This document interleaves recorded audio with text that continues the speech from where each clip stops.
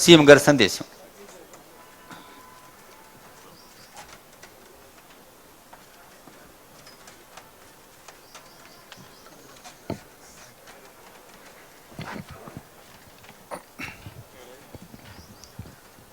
రాజీవ్ యువ వికాసం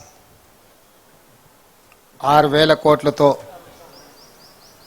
5 లక్షల నిరుద్యోగ యువతీ యువకులకు ఉపాధి అవకాశాలు కల్పించాలని రాష్ట్ర ప్రభుత్వం ఆలోచన చేసి ఎస్సీ ఎస్టీ బీసీ మైనారిటీ కార్పొరేషన్లకు సంబంధించిన సంస్థలు ఈ కార్యక్రమాన్ని ఏర్పాటు చేసి నాతో పాటు ముఖ్య అతిథులుగా ఉప ముఖ్యమంత్రి వర్యులు బట్టి విక్రమార్క గారిని, సహచార మంత్రివర్గ సభ్యులని, ప్రతిపక్ష పార్టీకి సంబంధించిన MIM floor leader Akbaruddin Owaisi గారిని, సిపిఐ శాసనసభ్యులు కూనంనేని సాంబశివరావు గారిని, వివిధ కార్పొరేషన్ల చైర్మన్లను, శాసనమండలి సభ్యులను, శాసనసభ్యులను, ఉన్నతాధికారులను, పాత్రికేయ మిత్రులని ఆహ్వానించి శాసనసభ ప్రాంగణంలో ఒక మంచి కార్యక్రమానికి తెరలేపినందుకు మనస్ఫూర్తిగా అభినందిస్తున్నా. మిత్రులారా, డిసెంబర్ 3, 2023 నాడు ఫలితాలు వచ్చిన తర్వాత డిసెంబర్ 7, 2023 నాడు ఎల్బీ స్టేడియంలో ప్రమాణ స్వీకారం నిర్వహించి డిసెంబర్ 9, 2023 నాడు ఇదే ప్రాంగణంలో తెలంగాణ రాష్ట్రంలో ఉన్న సోదరీమణులకు అందరికీ కూడా ఆర్టీసీలో ఉచిత బస్సు ప్రయాణాన్ని, అదేవిధంగా పేదలకు ఆనాడు డాక్టర్ వైఎస్ రాజశేఖర రెడ్డి గారు ముఖ్యమంత్రిగా ఉన్నప్పుడు ప్రారంభించిన రాజీవ్ ఆరోగ్యశ్రీ పథకాన్ని 10 లక్షల రూపాయలు పేదల వైద్యానికి అందించే విధంగా ప్రభుత్వం ఏర్పాటు చేసిన 48 గంటల్లోనే ఈ ప్రాంగణంలో మనం ప్రారంభించుకున్నాం. ఆ తర్వాత నిరుద్యోగ సమస్య కావచ్చు, రైతు రుణమాఫీ కావచ్చు, రైతు భరోసా కావచ్చు, గృహ జ్యోతి కావచ్చు, ఈ రకంగా ఎన్నికల సందర్భంగా మనం ఇచ్చిన హామీలను ఒకటొకటిగా అమలు చేస్తూ తెలంగాణ రైతాంగానికి, తెలంగాణ మహిళా సోదరీమణులకు, తెలంగాణ నిరుద్యోగ యువతకు, విద్యార్థులకు ఒక స్ఫూర్తినిస్తూ ఒక మంచి పరిపాలన అందించే ప్రయత్నం చేస్తున్నాం. దాంట్లో భాగంగా 15 నెలలు పూర్తి చేసుకుంటున్న సందర్భంలో మొదటి 10 నెలల్లోనే దాదాపుగా 57,924 ప్రభుత్వ ఉద్యోగ నియామకాలు చేపట్టడం ద్వారా ఈ దేశంలోనే మన ప్రభుత్వం చరిత్రను సృష్టించింది. స్వతంత్రం వచ్చినప్పటి నుంచి కూడా ఏ రాష్ట్రంలో ఏ ప్రభుత్వం మొదటి సంవత్సరంలోనే 57,924 ప్రభుత్వ ఉద్యోగ నియామకాలు చేపట్టలేదు. మన ప్రభుత్వం చేపట్టింది. అదేవిధంగా రైతులకు 25,35,000 మంది రైతులకు 20,617 కోట్ల రూపాయల రుణమాఫీ చేయడం ద్వారా ఈ దేశ వెన్నెముకైన రైతాంగాన్ని అప్పుల ఊబిలో నుండి బయటికి తీసి ఆత్మస్థైర్యంతో నిలబడే విధంగా మనం కార్యాచరణ తీసుకొని ముందుకు వెళ్ళినాం. ఆడబిడ్డలు దాదాపుగా 150 కోట్ల బస్సు ట్రిప్లను ఈనాటికి పూర్తి చేసుకొని 5,005 కోట్ల రూపాయలు ఆడబిడ్డల బస్సు ఉచిత ప్రయాణానికి రాష్ట్ర ప్రభుత్వం నిధులను కేటాయించి ఆడబిడ్డలకు అండగా నిలబడ్డాం. ఇదే కాకుండా దాదాపుగా 200 యూనిట్లు ఉచిత కరెంటు పేదవాళ్ళ ఇళ్లకు ఇవ్వాలని గృహజ్యోతి పథకం ద్వారా ఏదైతే హామీ ఇచ్చినామో ఈనాడు 50 లక్షల కుటుంబాలు ఈ పథకాన్ని సద్వినియోగం చేసుకుంటున్నాయి. 50 లక్షల కుటుంబాల ఇళ్లలో వెలుగు చూస్తున్నాము, వాళ్ళ కళ్ళల్లో ఆనందం కనిపిస్తుంది అని అంటే ఈ ప్రభుత్వం ఈ పథకాన్ని అద్భుతంగా అమలు చేస్తుంది. అదేవిధంగా ఆనాడు దీపం పథకం ద్వారా కట్టెల పొయ్యి నుంచి ఆడబిడ్డలకు విముక్తి కలిగించి గ్యాస్ సిలిండరు స్టవ్ ఇచ్చి 400 రూపాయలకే సిలిండర్ ఇచ్చినాం. కాలక్రమేణా సిలిండర్ 1,200 రూపాయలకు పెరిగింది.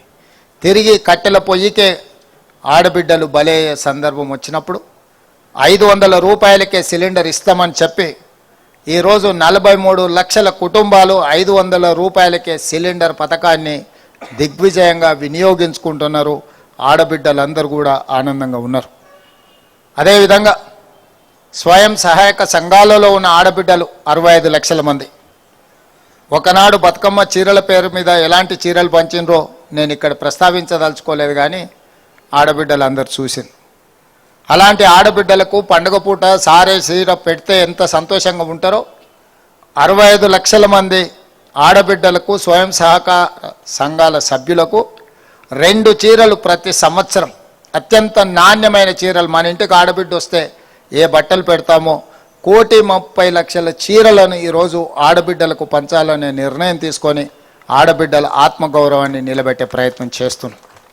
అదేవిధంగా తండాలలో, గూడాలలో, మారుమూల పల్లెల్లో ఉన్న ప్రభుత్వ పాఠశాలలు నిర్వీర్యమైపోయి నిర్వహణ లోపభూయిష్టంగా ఉండి కరెంటు లేక ప్రభుత్వం కమిషన్లు వస్తాయని కంప్యూటర్లు కొనిస్తే ఆ పాఠశాలల్లో కరెంటు లేదు. కంప్యూటర్లు ఉన్నాయి, టీవీలు ఉన్నాయి, కానీ కరెంటు లేదు. అందుకే వ్యవసాయానికి ఉచితంగా కరెంట్ ఇచ్చి పేదవాడి ఇంటికి కరెంట్ ఇచ్చినప్పుడు పేదవాడి పిల్లలు చదువుకునే పాఠశాలకు ఉచితంగా కరెంట్ ఎందుకు ఇవ్వద్దు అని ఈ రాష్ట్రంలో ఉన్న 29,550 ప్రభుత్వ పాఠశాలల్లో ఉచిత కరెంటునిచ్చి ఆ పిల్లలకు చదువుకు అవసరమైన వసతులను ఏర్పాటు చేయడమే కాకుండా వీటి నిర్వహణను అమ్మా ఆదర్శ పాఠశాల పేరు మీద స్వయం సహాయక సంఘాల సభ్యులైన ఆడబిడ్డలకే పాఠశాల నిర్వహణ బాధ్యతను వాళ్ళకే ఇచ్చినాం. ఈరోజు వాళ్ళకి విజ్ఞప్తి చేస్తున్నాం, మీ పాఠశాల సిబ్బంది, మీ టీచర్లు వస్తున్నారా లేదా, మీ పిల్లల అటెండెన్స్ హాజరు పట్టిక టీచర్లు తీసుకుంటే టీచర్ల హాజరు పట్టిక మీరు తీసుకోండి అని చెప్పి మా ఆడబిడ్డలకు సూచన చేస్తున్నాం. మీ గ్రామాలలో టీచర్లు వచ్చినప్పుడే, మీ పిల్లలకు చదువు చెప్పినప్పుడే వాళ్ళకు విద్య అబ్బుతుంది. అమ్మ ఆదర్శ పాఠశాల పేరు మీద ఈరోజు ఆడబిడ్డలకే అధికారాన్ని బదిలీ చేసినాం. ఇవే కాదు, పొలిటికల్ కమిట్మెంట్కి సంబంధించి కూడా 1931లో మొట్టమొదటిసారి బ్రిటిషర్స్ కులగణన చేస్తే స్వతంత్రం వచ్చిన ఇన్ని సంవత్సరాలలో కులగణన చెయ్యాలని 2011లో ఒకసారి శ్రీమతి సోనియా గాంధీ గారు ప్రయత్నం చేశారు దేశవ్యాప్తంగా. ఆ సర్వే రిపోర్ట్ను తర్వాత వచ్చిన ప్రభుత్వం తొక్కిపెట్టింది, ప్రజలకు అందుబాటులోకి తీసుకురాలేదు. కానీ బలహీన వర్గాల మనసుల్లో బలంగా నాటుకున్నది. అసలు మా లెక్కనే చెప్పనప్పుడు మా కేటాయించే నిధులు కానీ లేకపోతే మా రాజకీయ అవకాశాలు కానీ ఉద్యోగ ఉపాధి అవకాశాలు ఈ ప్రభుత్వాలు ఎట్లా లెక్కిస్తాయి అని దాన్ని దృష్టిలో పెట్టుకొని కులగణన చేయాల్సిందే, ఇది సమాజానికి ఒక ఎక్స్రే అని రాహుల్ గాంధీ గారు చెప్పారు భారత్ జోడో యాత్ర సందర్భంగా. అందుకే ఈనాడు ఆ కమిట్మెంట్ ప్రకారం మొదటి 15 నెలల్లోనే సామాజిక, ఆర్థిక, రాజకీయ, విద్య, ఉద్యోగ ఉపాధి కులగణన సర్వేను పూర్తి చేసి ఈరోజు శాసనసభలో మనం బిల్లును ప్రవేశపెట్టినము. రాబోయే రోజుల్లో ఈ లెక్క ప్రకారం 56.36% బలహీన వర్గాల లెక్క తేలింది. వాళ్ళకి 42% రిజర్వేషన్ ఇవ్వాలి అని ఈరోజు మనం చట్టం చేసుకున్నాం మన శాసనసభలో.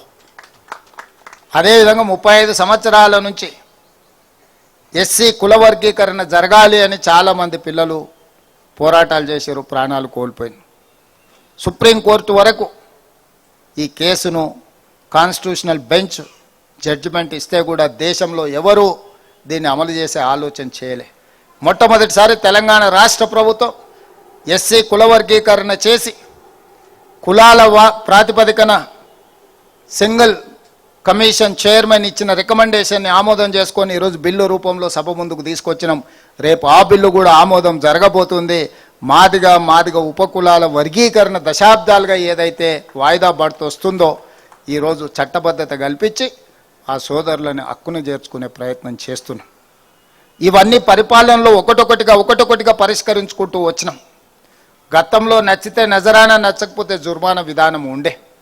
కానీ ఈ ప్రభుత్వం అలాంటి విధానానికి స్వస్తి పలికి స్పష్టమైన విధానపరమైన నిర్ణయాలు, పాలసీలు, గ్రీన్ ఎనర్జీ కావచ్చు, టూరిజం పాలసీ కావచ్చు, ఇండస్ట్రియల్ పాలసీ కావచ్చు, ప్రతి విషయంలో హెల్త్ పాలసీ కావచ్చు, ఎండోమెంట్స్ పాలసీ కావచ్చు, యాదగిరిగుట్ట చట్టబద్ధత కావచ్చు, ఈ రకంగా చట్టాన్ని చేయడం ద్వారా చట్టపరంగా ఎవరెవరికైతే అవకాశం ఉందో, అర్హత ఉందో వాళ్ళందరికీ న్యాయం జరిగే విధంగా ఈరోజు సమూలమైన మార్పులు పరిపాలనలో తీసుకొచ్చి వాళ్ళందరికీ అవకాశాలు కల్పించడానికి అహర్నిశలు మంత్రివర్గ సహచరులు శాసనసభ్యులు అందరి సహకారంతో ఈరోజు మనము పరిపాలనను ప్రక్షాళన చేస్తూ ఒక పారదర్శకమైన పరిపాలన